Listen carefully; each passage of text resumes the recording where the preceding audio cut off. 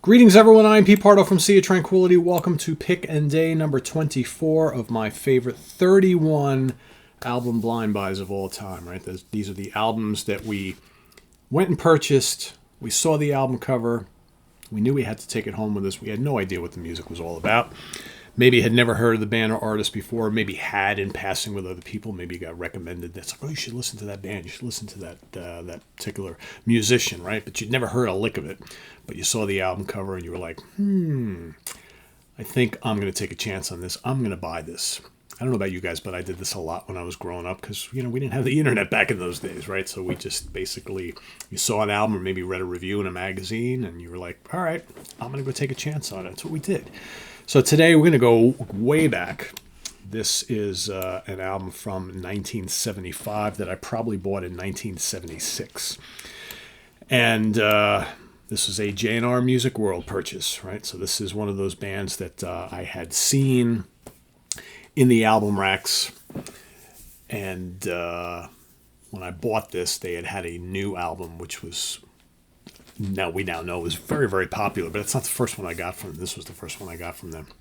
This particular one was released June 10th, 1975, recorded at Criteria Studios in Miami and at the record plant in Los Angeles, California, produced by Bill Szymczyk, however he says his name, for Asylum Records. I can never pronounce his damn name. I'm sure there's an easy way to say it, but I'm talking about One of These Nights by the Eagles.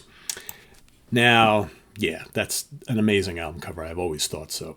And then I remember turning it over and thinking, well, they look pretty badass on the back there. So I was a fairly new Kiss fan at the time. So I'm getting into rock music. And I'm thinking this album is going to absolutely rock, right? It looks like a great rock album. Maybe not so much. I liked it anyway.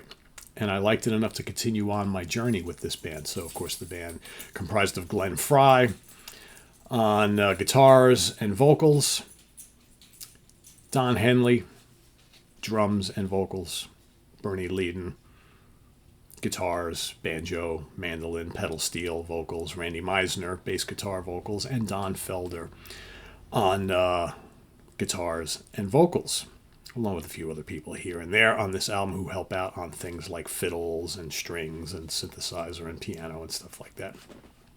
So right off the bat, when I put this album on, I was instantly taken by the title track. So to me, One of These Nights, probably still to this day, my favorite Eagles song. It's absolutely terrific. It's dark, it's kind of mysterious, but it's kind of soulful. And that guitar solo from Don Felder is one of the all-time greats. So good. And what a vocal from Henley. It's just amazing. Absolutely amazing. It's a classic track. Whatever you call this. I mean, this album, I found out that the Eagles were... kind of like soft rock, like country rock. And so like initially on, I was more gravitated towards their rocking songs and like some of the more country and pop oriented stuff I didn't like as much. As I've gotten older, I've appreciated all of their stuff. But, early on I was looking for the rockers, and hence the next couple albums that I got, I was kind of like, all right, that's kind of a little more my speed. But I did like this. Too Many Hands. Good track, great vocal from Randy. I always liked that one. You got the Hollywood Waltz and Journey of the Sorcerer. I always thought Journey of the Sorcerer was going to be really cool, right? And then it's got all these like fiddles and banjo and shit like that. But it's very, very cool, like 7 minutes long. It's kind of like country rock prog, right? Country prog rock. Then you have on the next side, you have Lion Eyes and Take It to the Limit, which were huge singles from the band. I kind of dug those, right? You got Visions, very cool song, After the Thrill Is Gone. I've liked that more in latter years. I wasn't really a huge fan of it initially, but it's a really great song. And then I Wish You Peace finishes off the album. Kind of a strange album closer, right? If you read the whole history of the Eagles and stuff, there's a lot of talk about that particular song. That's a Bernie written track, and how, looking back, they all kind of felt that was kind of a mistake to put on the album, and certainly at the back end of the album, right? But like I said, this album cover sold me, and I went out and pretty shortly thereafter got, of course, Hotel California, which I think overall is a stronger album, right? Though, like I said, there's no song on Hotel California that I like nearly as much as One of These Nights, although, Life in the Fast Lane and the title track are great, and a lot of great songs on Hotel California, of course. And from there, I went and got On the Border, which to me, On the Border is probably their most rockin' album, maybe next to The Long Run. And then, I remember I bought I was so excited. I was just such a big fan. I went and had all their albums. I bought all their albums. And when The Long Run came out, I bought that like the day it came out. And then, of course, shortly thereafter, they're basically, basically when they released The Long Run, right? That's basically it. And I remember the live album coming out, and then that was it. The band was no more, and I was so disappointed. And you find out about these things like later on. Right? Bands break up, and it's not like instant access on the internet. It's like, oh, such and such broke up 15 minutes ago. Now it's like maybe a month or two later you find out. Maybe you read an article in the newspaper if you don't catch that. Maybe you see something in a magazine, of course, published months after all this shit actually happened. So news traveled slower back in those days. And it was many, many years later. I never got to see the Eagles because I was a little too young, right, until much later. But, yeah, I was pretty bummed out that one of my initial early favorite bands, because like I said, early on for me, it was like Kiss, Eagles, Paul McCartney, Wings, ELO, Steve Miller Band, Meatloaf, Boston, Styx, Kansas, The Who. That made up a chunk of my listening first like couple of years where I was listening to music and buying albums and whatnot. Those were kind of like my early bands. But yeah, so that's my pick for today. The awesome album cover from One of These Nights by the Eagles. That's my blind buy pick for today. Day number 24. We'll see you tomorrow for number 25. Tomorrow's the 25th. I will also be at Dream Theater at Nassau Coliseum in Long Island, Uniondale, Long Island tomorrow. So for any of you folks watching who will be attending Dream Theater tomorrow night, please come find. I will be there. I will be there myself with my brother, Rich.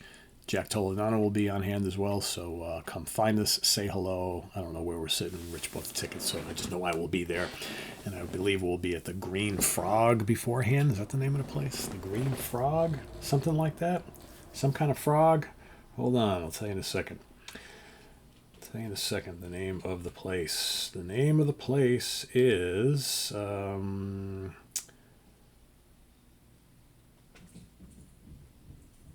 is that it? Green Turtle. Sorry, I was close. The Green Turtle. It's less than a mile from the Coliseum. So the three of us will be at the Green Turtle probably an hour or two before the show to have something to eat and a beer or something. So come find us at the Green Turtle, and we'll see you at the show. And we'll see you tomorrow for another one of these, day number 25. We've also got coming up in just a little bit, we got Friday Morning at the Funhouse with myself and Martin Popoff. So join us as we try to figure out what the first ever progressive metal album was. We're going to kind of go through history and take a look and see if we can come to a consensus on what we feel that first official prog metal album actually was. So stay tuned for that in a little bit. We've got the Professor's Picks coming up also later today.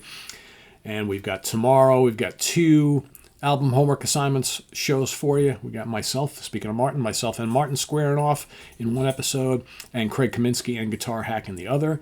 And then on Sunday, for all you fusion and prog fans, George Lemmy and I will be ranking the albums of the very cool Spanish instrumental act Iceberg. So that's coming up on Sunday, so stay tuned for that and more here on the channel. Visit us on the web at www.seatranquility.org. We're on Facebook, YouTube, and Instagram all the damn time. Please subscribe if you haven't already and click on that notification bell so you get alerted of all of our content as it posts. And please do hit the like button before you leave. It's a pretty cool Tunes of the Blind Edge shirt I got there, right? Look at that.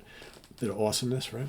Down below, you got the links to all of the stuff you can do to help out the channel. We got the merch page, the Cameo page, the Ko-Fi page, and the membership options all down below.